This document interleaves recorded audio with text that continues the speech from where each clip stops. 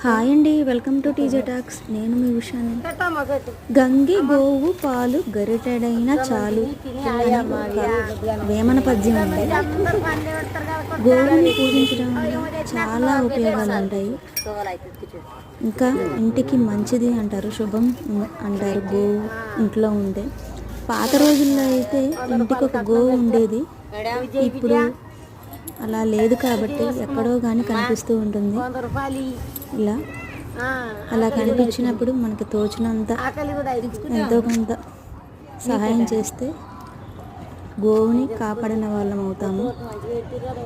ఇక్కడ ఒక ఆవిడ గోవుకి ప్రసాదం కనిపిస్తుంది. ఫస్ట్ అరటికాయ ఇచ్చింది, అది తినలేదు. తర్వాత ప్రసాదం తీసుకొచ్చి పెట్టింది.